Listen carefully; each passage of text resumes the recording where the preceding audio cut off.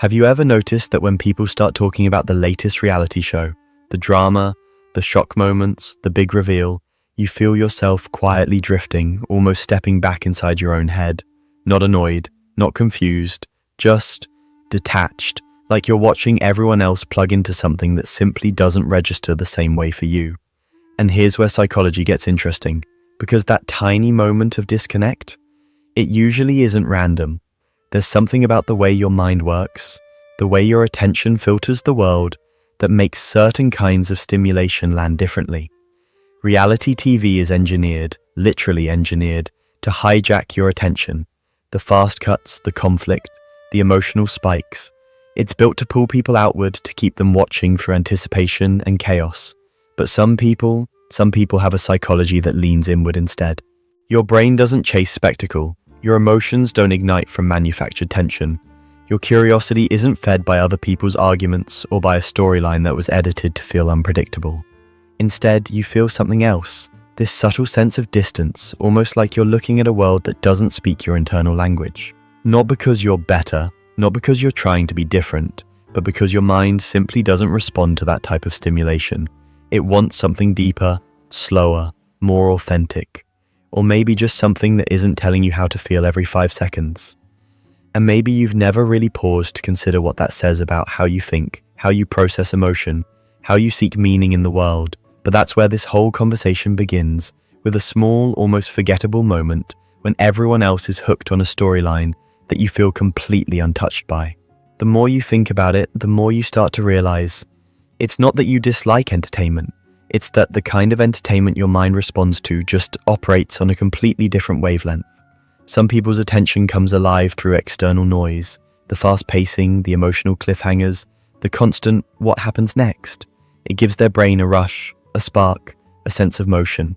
But for others, maybe for you, the stimulation is already happening internally. Your thoughts are active enough on their own. Your imagination fills in gaps. Your emotional world doesn't need outside chaos to feel engaged. In psychology, this is sometimes linked to high internal processing, a tendency for the mind to generate its own momentum, its own questions, its own narratives. So when reality TV tries to pull you into someone else's noise, your brain sort of shrugs. It's like offering a cup of water to someone standing in the rain. You're already full. And there's a subtle thing here, something most people never really articulate. You don't get attached to other people's drama because your mind is too busy noticing the structure behind it. You see the editing, the manipulation, the repetition. You notice the predictability baked into the unpredictability. And once you see the mechanics of the machine, it's hard to get lost in the illusion it's trying to sell. This isn't cynicism, it's cognitive distance, a psychological trait where you naturally observe from the outside instead of merging with what's happening on screen. You think while you watch, you analyze instead of absorb. Your mind stays slightly elevated above the narrative, like it's holding its own center of gravity. And because of that, the dopamine loop reality TV depends on doesn't catch you. It slides right past you. So while everyone else is gasping at the next dramatic reveal, you're sitting there thinking, I kind of saw that coming. Or worse, I don't really care what happens next. Not in a cold way, just in a way that quietly reveals your mind is wired for a different kind of engagement. There's another layer to all this, and it sits a bit deeper in the emotional part of the mind rather than the analytical one. You ever notice how watching people argue on screen or seeing someone cry dramatically on cue doesn't pull you in emotionally? It actually pulls you away, almost like your brain instinctively protects its bandwidth. Some people absorb emotions quickly. When a show throws chaos at them, they feel it right away. The stress, the excitement, the tension, it keeps them hooked. But your mind doesn't open that door so easily. Psychology would call this emotional filtering, the ability to sense when something isn't genuine and refuse to invest energy in it. Because reality TV emotions aren't real emotions. They're amplified, curated, recycled, and if you're naturally sensitive to authenticity, your brain recognizes the disconnect instantly. It knows this isn't real pain, this is a storyline. This isn't real conflict, this is production. These tears didn't rise from a deep place. They were prompted, and when your mind senses that gap, that lack of truth, the emotional circuit inside you doesn't activate. If anything, it shuts down. Not in a numb way, but in a self-protective, energy-conserving way. Because maybe you don't want to spend your limited emotional capacity on someone else's scripted meltdown when you're already carrying enough of your own. Some people crave escape through intensity. You crave something else, something quieter, something real, something that feels like it actually leaves you with more energy, not less. And that's the thing most people don't understand. Reality TV might be entertainment for them, but for you, it can feel draining, like emotional junk food your system doesn't metabolize well. So you step back. Not because you're uninterested in people, but because your psychology leans toward depth over drama, meaning over noise, substance over stimulation. There's also this quiet thing that happens, something you probably don't even notice until you look back at it. When everyone around you is watching the same show, reacting to the same plot twist, running the same conversations every week, you feel this little pull in the opposite direction. Not rebellious, not contrarian, just autonomous. Psychology has a name for this: low social conformity. It basically means your identity isn't shaped by the crowd as easily. You don't absorb trends just because they're popular. You don't feel that gravitational pull toward what everyone else is doing.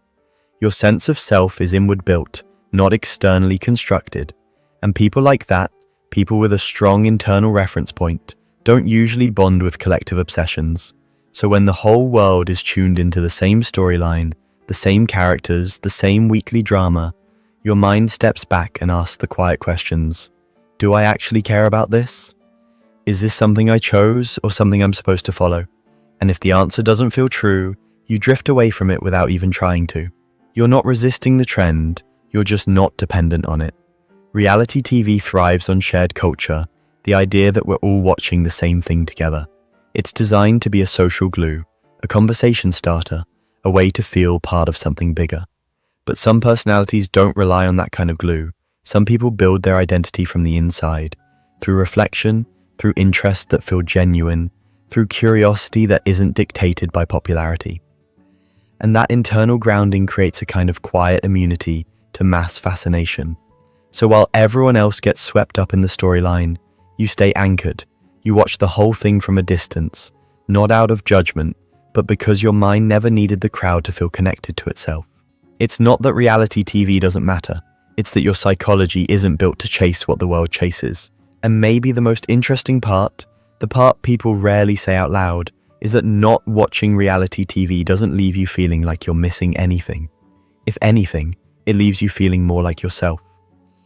Because when your mind isn't drawn to spectacle, when it doesn't cling to the noise of other people's curated lives, it naturally turns towards something else, something a little more internal, a little more grounded, a little more real.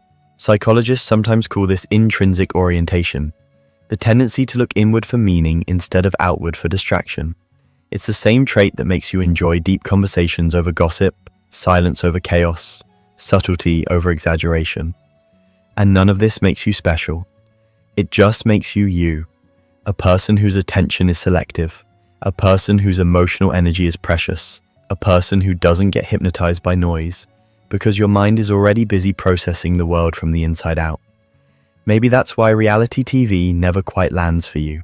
Not because it's shallow, not because it's beneath you, but because your psychology doesn't respond to artificial dynamics the same way it responds to authenticity, or depth, or truth that isn't manufactured for a camera.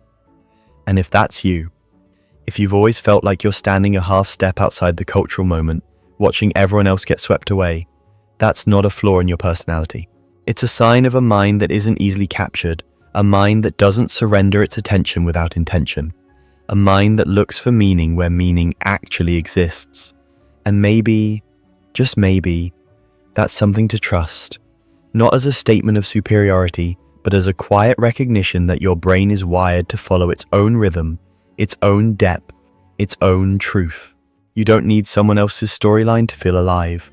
You don't need a scripted version of chaos to feel entertained. You don't need to watch people perform emotions to understand your own.